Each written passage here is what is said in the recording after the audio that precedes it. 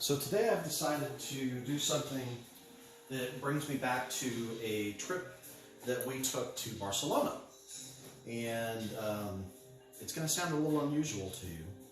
It's called Huevos Cabreados, or angry eggs. And basically what this is, it's a pile of French fries that you put a tomato-based sauce and some fried eggs on. And you bust up the fried eggs and let the yolks get mixed in with all of the sauce and the fries, and it's really delicious. Trust me, I know it sounds odd. We actually had this at a place called Flauta Cafe, or Cafe Flauta, I can't remember, there in Barcelona. It was fantastic. So this is actually pretty simple. I'm going to start off just by building the sauce. I actually bought pre-done fries rather than cutting them up myself. In the past, I've cut them up in a mandolin because, you know, it takes, it's just generally cheaper if you're doing all that stuff yourself, right? But they had bags of these shoestring fries for like $1 at Kroger, so I thought, you know what?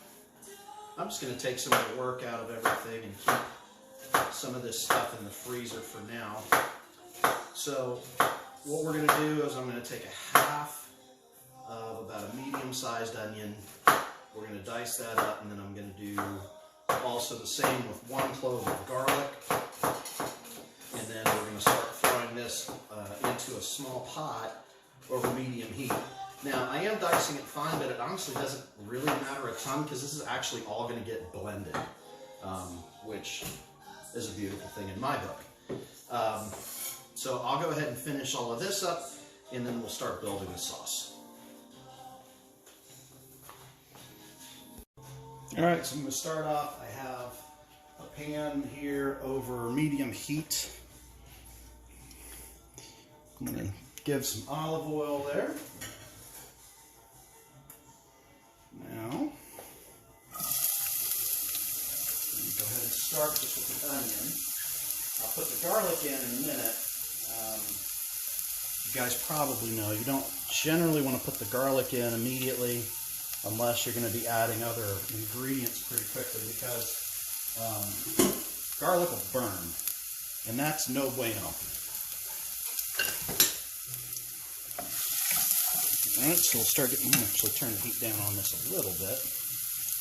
And then I'm actually also going to add some salt just to help draw moisture out of the onions as well. There we go. And we're going to let these go just for a minute before I add in the garlic. And then we'll go for another minute, again making sure that the garlic does not burn. Then I'll also want to have my other ingredients ready, which are going to be, I've got a can of pureed tomato. I like the Cento brand, just flavor-wise. I've also got some spicy paprika. You can also use, just like I've honestly usually done it with smoked paprika because it took me forever to find a spicy paprika. I actually had to get that. I finally found it in this shop at the North Market in Columbus, that basically the whole shop is just spices, and they have everything. So for the most part, I've always made it with smoked paprika, but finally found the spicy, so I'm excited about this. Then I've also got a little bit of white wine vinegar, and then the odd thing that will go in at the very end is actually a teaspoon of mayonnaise, which may sound a little strange. But it is the last thing that you put in. And then we're going to blend all of it. And then let it cool off, and I'm going to put it into some squeeze bottles. And we'll have that ready for when I am ready to eat. So let's go ahead and we'll throw the garlic in.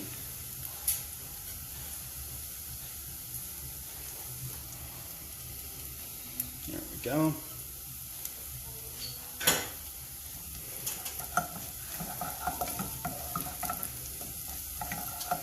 You know, it's funny, just the basics of when you're cooking, you're starting to put ingredients together. just the smell of onions and garlic. Oh, it's so good. All right, I'm gonna get ready with my next couple of ingredients. So I'm gonna need, as I mentioned, it's a large can. It's 1 pound. They are almost 2 pounds, I guess. 1 pound, 12 ounces of tomato puree, which I'm opening now.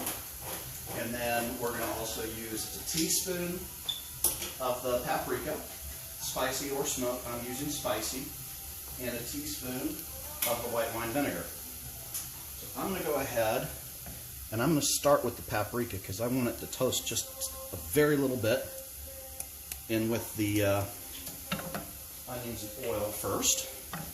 And let's just give that a little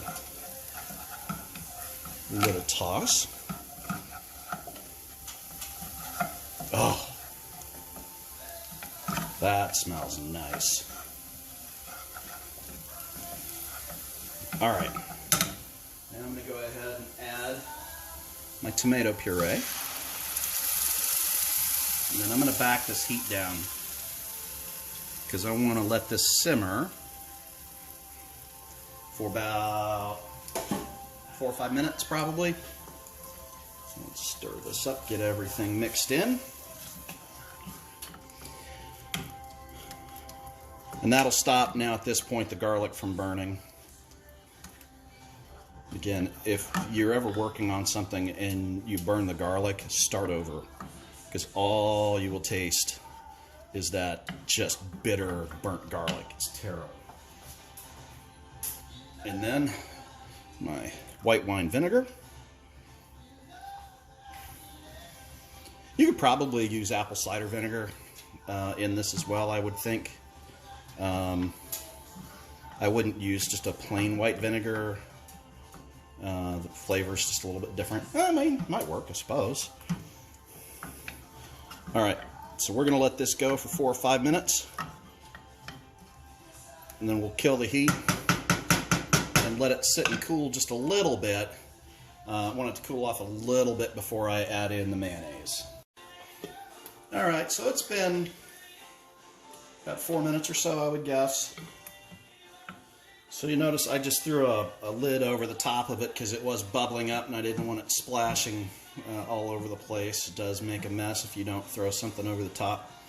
So I just used one of the lids off of my Dutch oven, which is sitting on the next burner over with some oil in it, ready to do some French fries. I'll probably wait for that. I don't know if I'm ready quite to eat, but I wanted to have this part of it out of the way. All right, so I'm going to kill the heat. On the gas stove, it's okay to leave it in that spot because there's now no more heat. If you're using an electric oven or an electric range, move it off of the burner because you know those burners stay hot for a while.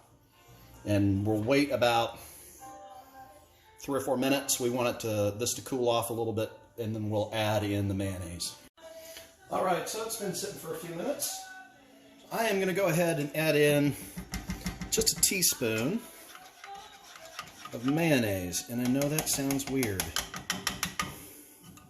I can get it out of the teaspoon here. My hands are clean. I did wash them. I need to cut my fingernails, huh? All right, so let's go ahead and just mix this in here. It doesn't have to be really well combined here, because this is all going in a blender now.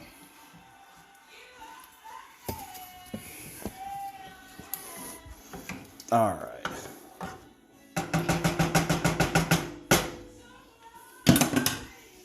So let's go ahead and add all of this into the blender. Get the lid on here. And then we're going to go ahead and just give this a nice run. Because I want this to be smooth.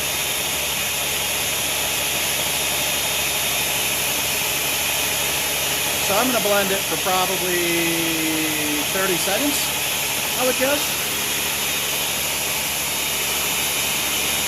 And then after that, I'm actually going to pour it into a separate container for it to cool off a little bit before I then transfer it into some squeeze bottles.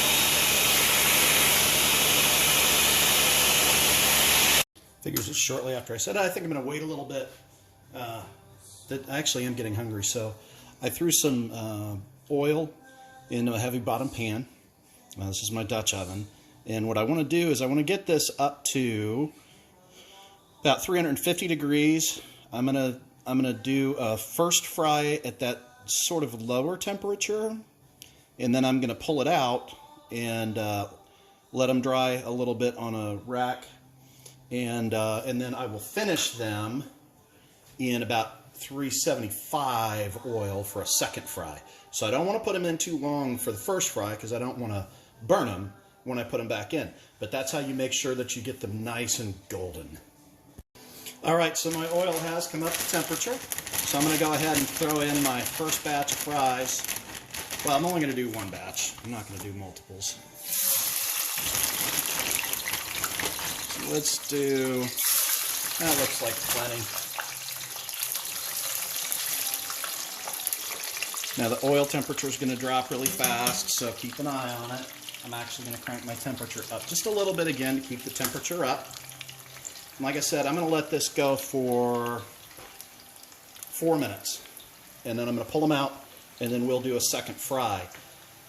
Before we do the second fry, we'll go ahead and also do our eggs, which is I have a specific way of doing them that I think that you'll appreciate. All right, so it's been about 3 minutes. I'm going to pull these out now because I can see them already starting to turn a little bit, and I want to finish them in a little bit higher, and it'll just be like 30 seconds to a minute to get them finished off, and they will be nice and crisp and golden brown. So I've got that. I'm going to turn this down just a little bit because I don't want to get my oil temperature all the way up. Yep. And we're going to do our eggs. All right. All right, so I went ahead and I've got a non-stick skillet here that I've put over medium heat, and to that, once it comes up to a little bit more temperature, I'm going to add some olive oil and use that as just to help it not to stick. But I think you'll appreciate here how I finish it, because we're not actually going to have to flip these things, but they're going to be cooked on top, which is done by steam. And it's a way I really prefer doing all of my fried eggs now.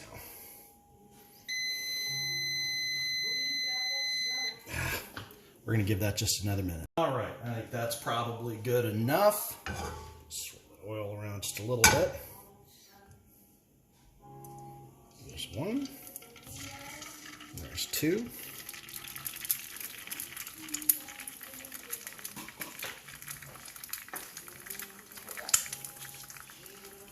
Salt and a little pepper, just like if you were making breakfast. Then, here's where it gets a little different from what you probably normally do. I'm going to throw in some water, and I'm going to cover it. And we're going to let this steam for 30 seconds to a minute probably. What you end up with is you get the bottom nice and done. The steam is going to go ahead and cook the tops so that you don't have any of that slimy stuff, right, that you end up with a lot of times when you have fried eggs. And then I'm going to actually just pop them onto a plate when they're done as part of just before we do our final plating. So let's take a peek and see how this is doing. Pretty close. We'll give it another 10, 9, 8, 7, 6, 5, 4, 3, 2, 1. My eggs are done. You might be able to see the yolks are still nice and plump. All of my whites are cooked. What you see on top of that is actually just the olive oil. So we're going to go ahead and just loosen these up here. Slide these onto a plate. Turn that off. Now I'm going to crank my heat up on my oil again. We'll finish off. We'll go ahead and finish off our fries.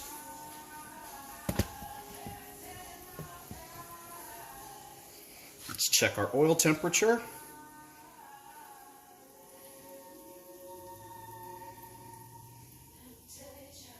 Oh, that's actually pretty hot. I'm going to crank this down. The temperature will come down pretty quickly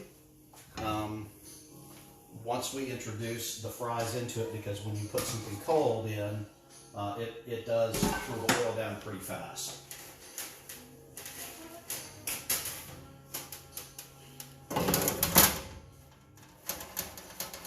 All right.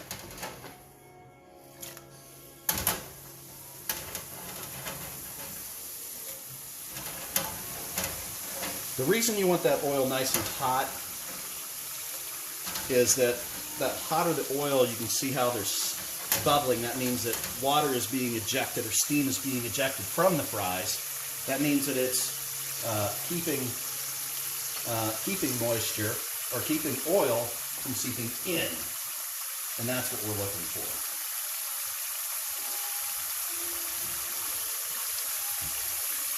All right.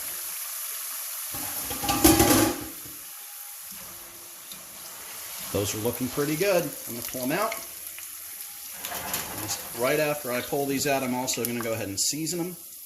Now this oil I will strain and put back into a container and use again. Kill the heat.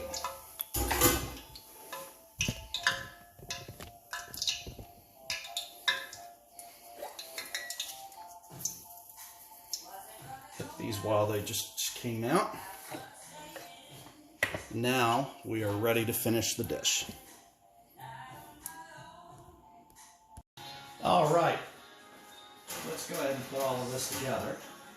So I'm going to start off with my fries. And they'll be nice and crispy.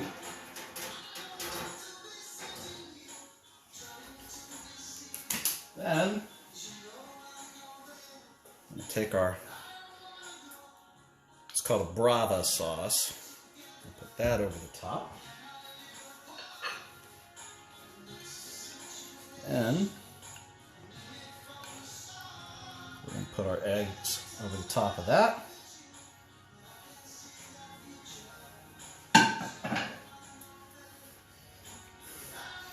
Put a little more of this over that.